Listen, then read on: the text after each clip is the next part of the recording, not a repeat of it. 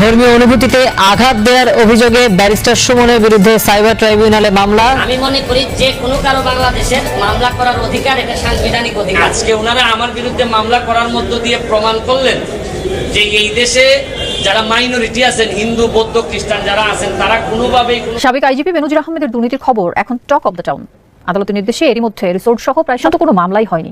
BNP বাংলাদেশের বিরোধী দল না, সরকারি দল না, অফিসিয়ালি তারা এই দেশের সেই বিএনপি নেতা জনাব তারেক রহমানকে নিয়ে শেখ হাসিনা যেমন সকাল সন্ধ্যা মন্তব্য করেন, ঠিক ওবায়দুল কাদেরও একই উপায়ে মন্তব্য করা শুরু করেছেন এবং আগেও করেছেন। এই যে 7ই জানুয়ারি বিনা মানে এই যে বলে ডামি নির্বাচন, আমরা বলি ডামি নির্বাচন গেল, এই আওয়ামী লীগ আমরা খেলা দেখলাম, হ্যাঁ ওবায়দুল কাদের সাথে খেলা দেখলাম।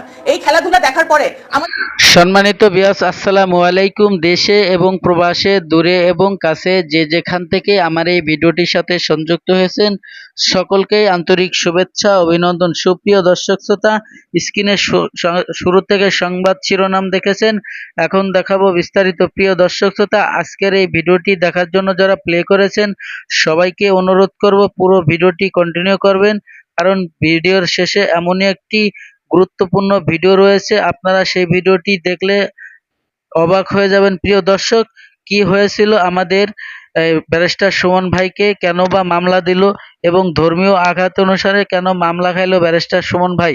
প্রিয় দর্শক, ব্যারিস্টার সুমন ভাই কি বলেছিল, আপনারা শুরু থেকে যে ভিডিও ক্লিপটা দেখেছেন, এটা হচ্ছে আমাদের বাংলাদেশেরই এক নেতা, বড় নেতা পিয়া সাহা। উনি আমেরিকায় প্রেসিডেন্ট ডোনাল্ড ট্রাম্পের সাথে যখন বিভিন্ন দেশের সংখ্যালঘুদের ডেকে প্রেসিডেন্ট ডোনাল্ড ট্রাম্প তাদের সাক্ষাৎকার নেয় এবং জানতে চায় আপনারা কোন দেশে কি অবস্থায় কারা আছেন, ঠিক সেই মুহূর্তে প্রেসিডেন্ট ডোনাল্ড ট্রাম্পের কাছে আমাদের বাংলাদেশের এক বড় আপা আমাদের পিয়া সাহা, তো পিয়া সাহা উনি বলছে প্রায় আমাদের দেশে বাংলাদেশে 20 মিলিয়নের মতো সংখ্যালঘু তাদের জীবন নাশে হুমকির মধ্যে রয়েছে, তারা বিপদের মধ্যে রয়েছে। প্রেসিডেন্ট ডোনাল্ড ট্রাম্পের কাছে এই কথা তুলে ধরে।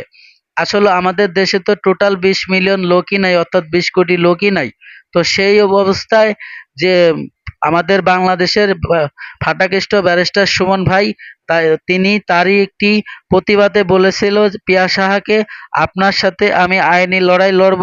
তার জন্য সে পিয়া সাহার নামে একটি হাইকোর্টে রিট জারি করে এবং একটি মামলা চার্জশিট করে।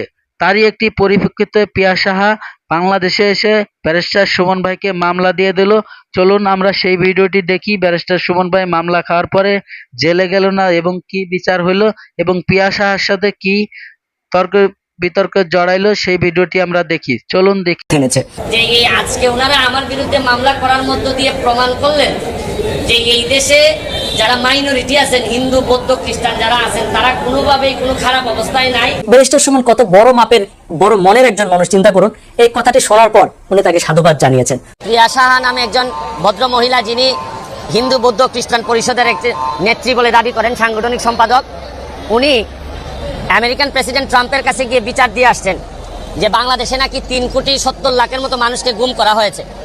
তা আমরা বলতে চাই যে কোনো সাধারণ মানুষের পক্ষে ট্রাম্পের কাছে যাওয়া এত সহজ না। উনি গিয়ে বাংলাদেশে তো এত সংখ্যক হিন্দু কমিউনিটির মানুষই নাই, এইখানে বলেছেন যে 3,70,00,000 মানুষকে গুম করে ফেলা হয়েছে এবং 18 মিলিয়ন আছে যারা গুম হওয়ার পথে। তো উনি যদি ব্যক্তিগতভাবে ক্ষতিগ্রস্ত হয়ে থাকেন তাহলে এইটার প্রতিকার উনি চাইতে পারতেন, কিন্তু বাংলাদেশের বিরুদ্ধে যে বক্তব্য দিয়ে আসছেন উনি, আমার কাছে মনে হয়েছে যে শুধু রাজনৈতিক আশ্রয় পাওয়ার জন্য বা পাসপোর্ট পাওয়ার জন্য উনি এটা করেন নাই, এটা একটা আন্তর্জাতিক ষড়যন্ত্রের অংশ। আমি মনে করি যে উনি কি চাচ্ছেন কিনা যে ট্রাম্পকে বিচার দেওয়ার মধ্য দিয়া আমেরিকান একটি ঘাঁটি উনি বাংলাদেশে আনতে চাচ্ছেন কিনা, যারা এসে বাংলাদেশকে এরকম ঘাঁটি স্থাপন করবে বাংলাদেশে। সেই প্রিয়া সাহার পক্ষের আইনজীবী, হিন্দু আইনজীবী পরিষদের সভাপতি জনাব সুমন কুমার রায়, তিনি খুবই খেপেছেন। প্রেসিডেন্ট ডোনাল্ড ট্রাম্পের সঙ্গে দেখা করেন চীন, তুরস্ক, কোরিয়া, মিয়ানমার সহ বিশ্বের 17টি দেশের সংখ্যালঘু সম্প্রদায়ের ব্যক্তিরা। সেই সাক্ষাৎকারে অংশ নেন বাংলাদেশের প্রিয়া সাহা। প্রেসিডেন্ট ট্রাম্পের কাছে তিনি দাবি করেন বাংলাদেশে সংখ্যালঘুরা নির্যাতনের শিকার হচ্ছেন। এই খবরটি সামাজিক যোগাযোগ মাধ্যমে ভাইরাল হওয়ার পর শুক্রবার বিকেলে ঢাকাস্থ মার্কিন দূতাবাস তাদের অবস্থান স্পষ্ট করল। এদিন রাজধানীর মেরুল বাড্ডায় বৌদ্ধ মন্দির পরিদর্শনে যান মার্কিন রাষ্ট্রদূত রবার্ট মিলার। সেখানে পৌঁছালে বৌদ্ধ নেতারা স্বাগত জানান মার্কিন রাষ্ট্রদূতকে। বাংলাদেশে বৌদ্ধ সহ বিভিন্ন ধর্মের অনুসারীদের ব্যাপারে খোঁজ খবর নেন তিনি। পরে সাংবাদিকদের মিলার বলেন, প্রেসিডেন্ট ট্রাম্পের কাছে বাংলাদেশি নারী যে বক্তব্য দিয়েছেন তা সঠিক নয়। বাংলাদেশের বিভিন্ন স্থান ঘুরে বেড়ানোর কথা জানিয়ে মিলার বলেন, বাংলাদেশের সাম্প্রদায়িক সম্প্রীতি প্রশংসা পাওয়ার যোগ্য।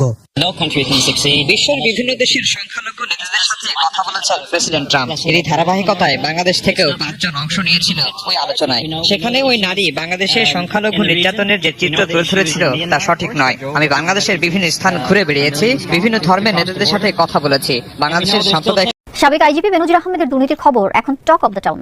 আদালতের নির্দেশে এরই মধ্যে রিসোর্ট সহ প্রায় 700 বিঘা জমি ও একাধিক ফ্ল্যাট জব্দ করা হয়েছে। এছাড়া বিদেশিও রয়েছে বেনজির ও তার পরিবারের অঢেল সম্পদ। এত সম্পত্তির হদিস মেলার পরও এখনো পর্যন্ত কোনো মামলাই হয়নি। বিএনপি বাংলাদেশের বিরোধী দল না, সরকারি দল না, অফিসিয়ালি তারা এই দেশের কেউ না। এটা হচ্ছে আওয়ামী লীগের এই গত 17 বছরের হিস্ট্রি। সেই বিএনপি নেতা জনাব তারেক রহমানকে নিয়ে শেখ হাসিনা যেমন সকাল সন্ধ্যা মন্তব্য করেন, ঠিক ওবায়দুল কাদেরও একই উপায়ে মন্তব্য করা শুরু করেছেন এবং আগেও করেছেন। এই যে 7ই জানুয়ারি বিনা মানে এই যে কি বলে ডামি নির্বাচন, আমরা বলি ডামি নির্বাচন গেল, এই আওয়ামী লীগ আমরা খেলা দেখলাম, হ্যাঁ ওবায়দুল কাদের সাথে খেলা দেখলাম। এই খেলাধুলা দেখার পরে আমাদের সারা দেশের নেতাকর্মীদের অনেকে বলে যে নাকি হতাশ, কিছু হয় নাই।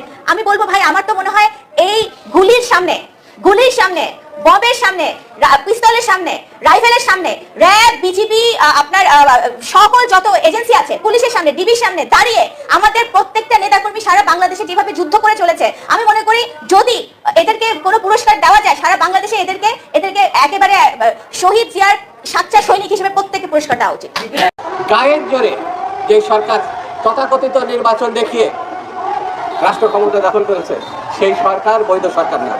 আপনারা জানেন যে যুক্তরাষ্ট্রের রাষ্ট্রদূত পিটার হাস তিনি চাকরি ছেড়ে দিয়েছেন, যদিও তিনি এখনো বাংলাদেশে আছেন, বাট খুব শীঘ্রই তিনি চলে যাবেন এবং তার জায়গায় স্থলাভিষিক্ত হবেন ডেভিড মিল।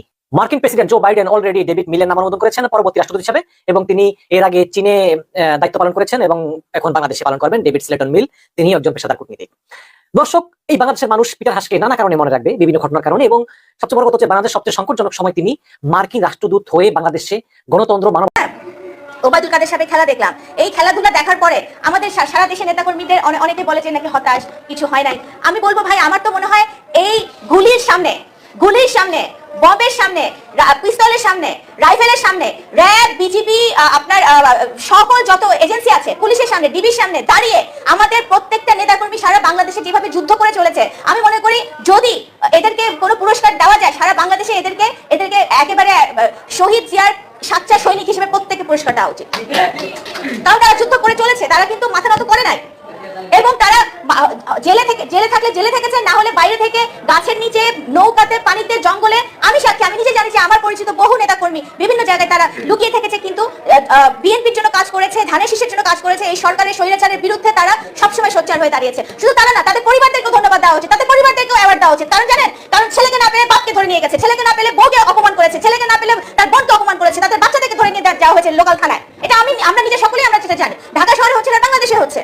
তো সুতরাং আমরা এই দেশ দেখার জন্য সালাম ভাইরা মুক্তিযুদ্ধ করে নাই, এই দেশ দেখার জন্য আমার বাবা মুক্তিযুদ্ধের সংগঠক ছিলেন না, এই দেশ দেখার জন্য শহীদ রাষ্ট্রপতি জিয়া রহমান মুক্তিযুদ্ধ করে নাই, স্বাধীনতা ঘোষণা দেয় নাই। আমরা মুক্তিযুদ্ধের যারা প্রজন্ম আছি, আমরা যারা মুক্তিযুদ্ধকে আক্ষরিক অর্থে ধারণ করি, আমরা এই বাংলাদেশ দেখতে চাই না। আমরা সেই বাংলাদেশ দেখতে চাই যে বাংলাদেশ শহীদ জিয়া সৃষ্টি করেছিলেন, স্বপ্ন দেখেছিলেন। আমাদের গার্মেন্টস ইন্ডাস্ট্রি, আমাদের কৃষি খাত, আমাদের শিল্প খাত, আমাদের আন্তর্জাতিকভাবে বাংলাদেশ যেভাবে উনি বাংলাদেশকে তুলে ধরেছিলেন মুসলিম বিশ্বে, বিভিন্ন ওয়েস্টার্ন ওয়ার্ল্ডে যেভাবে উনি বাংলাদেশকে উপস্থাপন করেছিলেন, আমরা সেই বাংলাদেশ দেখতে চাই। তো সেই বাংলাদেশ দেখতে হলে দেশনেত্রী বেগম খালেদা জিয়া, জনাব তারেক রহমান, ওনারা সারা বাংলাদেশের ওনাদের নেতৃত্বে যে আন্দোলন চলমান আছে। কারণ আমি মনে করি, আপনি যখন, আমার একটি ভাই যখন রাস্তায় বসে তার ফোনে ফেসবুকে একটা স্ট্যাটাস দেয় এবং সেই স্ট্যাটাসের জন্য তাকে ডিজিটাল আইনে মামলা খেতে হয়, সেই ভাই। সুপ্রিয় দর্শক শ্রোতা, এতক্ষণে আপনারা যে ভিডিও ক্লিপটা দেখেছেন, আশা করি আপনাদের অনেক ভালো লেগেছে। আর যদি ভালো লেগে থাকে অবশ্যই আপনার মূল্যবান মতামত কমেন্ট বক্সে কমেন্ট করে জানাবেন, ভিডিওটি লাইক করবেন, শেয়ার করবেন। দর্শক, আপনারা আমার চ্যানেলে যারা নতুন বন্ধু হয়েছেন, ভালো লাগলে চ্যানেলটিকে সাবস্ক্রাইব করে রাখবেন, আর অলরেডি যারা সাবস্ক্রাইব করে রাখছেন তাকে ধন্যবাদ। প্রিয় দর্শক শ্রোতা, এখন আপনাদের সাথে আরো একটি ভিডিও ক্লিপ শেয়ার করব। সেটা হচ্ছে আমাদের বাংলাদেশের বিএনপির এক সিনিয়র ভাইস চেয়ারম্যান নেতা, তিনি বিদেশে থেকে দেখেন কি বিজ্ঞপ্তি দিল। দেশে যখন এই মুহূর্তে যে বিএনপির সাথে যে তালবাহানা চলছে এবং বিএনপি নির্বাচনে আসে নাই। আসলে আমি রাজনীতি কোনো আলোচনা করতে চাইনি, আমার ভিডিওতে দিতে চাইনি। কিছু সংখ্যক লোকে হয়তো ভাবতেন যে আপনার তো রাজনীতি কোনো বক্তব্য ভিডিও তৈরি করেন না, তাহলে আজকে করলেন কেন? প্রিয় দর্শক, আমি বেশি আজকের এই ভিডিওটি নিয়ে কথা বাড়াতে চাই না। চলুন কি বললো এবং বাংলাদেশে যখন এই বর্তমান রাজনীতি প্রসঙ্গ যে অবস্থায় আছে এবং আমাদের মহিলা নোয়াখালী এক বড় আপু, সেই বড় আপু কি কথাগুলো বললো বাংলাদেশের প্রধানমন্ত্রীকে উদ্দেশ্য করে এবং আমাদের সেতুমন্ত্রী ওবায়দুল কাদের সাহেবকে কি বললো, তো চলুন আমরা সেই ভিডিওটি দেখি। ভিডিওটি দেখার পরে অবশ্যই আপনার মতামত কমেন্ট বক্সে কমেন্ট করে জানাবেন। তা চলুন সেই ভিডিওটি দেখি। এই দেশের কৃষক, এই দেশের শ্রমিক, এই দেশের মজলুম জনতা 2 দিন পরে যে কুরবানি, সেই কুরবানিতে তারা স্বাচ্ছন্দ্যে কুরবানির দিনটি পালন করতে পারবে।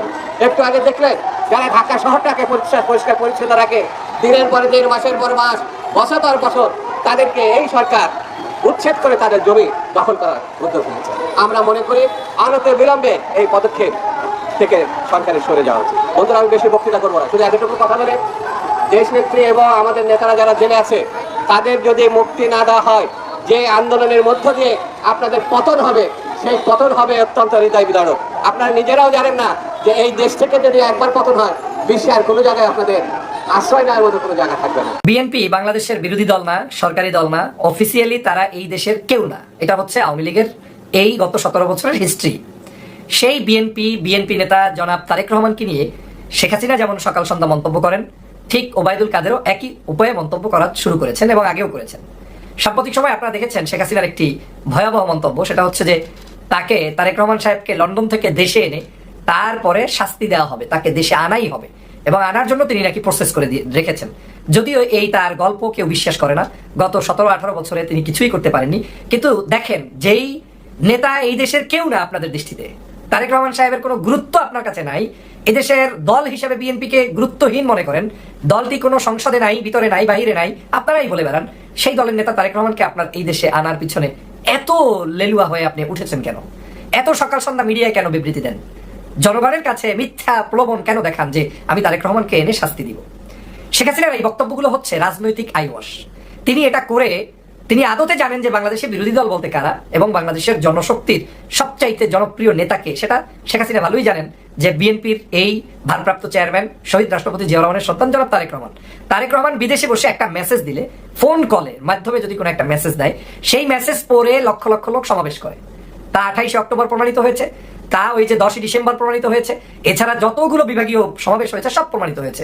আওয়ামী লীগ হরতাল করেছে আমাদের সমাবেশগুলোকে কেন্দ্র করে, আওয়ামী লীগ তাদের গাড়ি টাড়ি বন্ধ করে দেখেছে, নাসিমুন, বড়বড়ি, করিমুন সব তারা কি বলে স্ট্রাইক ডেকেছে। তারপরেও সেই জায়গায় লক্ষ লক্ষ মানুষ এসেছে, কলার ভেড়ে চড়ে, মানে কি বলে ভরে চড়ে, নৌকায় চড়ে, লঞ্চে চড়ে, হেঁটে, রিক্সায়, যে যেভাবে পেরেছে। সেই জায়গায় শেখ হাসিনা ব্যর্থ হয়েছে।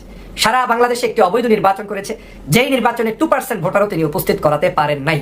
তাহলে একটা SMS এ যদি 98% মানুষ ভোটদানে বিরত থাকে, সেই তারেক রহমানকে তো শেখ হাসিনা ভুলতে পারে না। শেখ হাসিনার সে কারণে ঘুম নষ্ট, সকাল সন্ধ্যা তারেক রহমানকে এনে শাস্তি দিবে। আজ দেখলাম ওবায়দুল কাদের, এই একই যে লোকটা মেশিনের উপর সারাক্ষণ তার জীবনটা পরিচালিত করছে, সেই ওবায়দুল কাদের বলছেন যে বিএনপি যদি এইবার নির্বাচনে একটু আসতো তাহলে আগের চেয়ে সিট বেশি পাইতো, ভালো রেজাল্ট করতো। তার মানে হচ্ছে এই দেশে বিএনপি নির্বাচনে আসলে আগের চেয়ে ভালো করতো, মানে গত বছর 7টা পাইছেন, এবার হয়তো 20টা, 30টা, 50টা, 100টা, হোয়াটএভার ইট ইজ। তার ধারণা এই জিনিসগুলো তারা পেতেন, কিন্তু তারেক রহমানের কারণে এই বিএনপিটা ধ্বংস হয়ে যাচ্ছে। বাপরে বাপ, মায়ের চাইতে মাসির দরদ বেশি। কাদের সাহেব, আপনি কি বিএনপির মহাসচিব? বিএনপির কোনো পদ পদবি আপনাকে কেউ দিয়েছে? আপনাকে কেউ উপদেষ্টা রেখেছে? তারেক রহমানের বিএনপি, খালেদা জিয়ার বিএনপি, শহীদ জিয়ার বিএনপি, এই বিএনপির বাহিরে তো বাংলাদেশে কোনো বিএনপি নাই। এই নেতারা যেদিকে হুকুম করবে সেই দিকে আমার দল চলবে। অতএব এর বাহিরে যারা চিন্তা করে তারেক রহমান ব্যতি রেখে বিএনপির কিছু তৈরি করা যায় কিনা, কিছু কাজ করানো যায় কিনা। প্রিয় দর্শক, ধৈর্য সহকারে যারা আমার এই ভিডিওর ক্লিপটা দেখেছেন আর হয়তো বা আপনাদের ভালো লেগেছে, আর যদি ভালো লেগে থাকে অবশ্যই আপনার মূল্যবান মতামত কমেন্ট বক্সে কমেন্ট করে জানাবেন এবং ভিডিওটি যদি ভালো লাগে, চ্যানেলটিকে যদি সাবস্ক্রাইব করতে মন চায় অবশ্যই সাবস্ক্রাইব করে রাখবেন পরবর্তী ভিডিও পাওয়ার জন্য। দর্শক, আজকের মতো ভিডিও থেকে বিদায় নেব। সবাই ভালো থাকবেন, সুস্থ থাকবেন। আল্লাহ হাফেজ।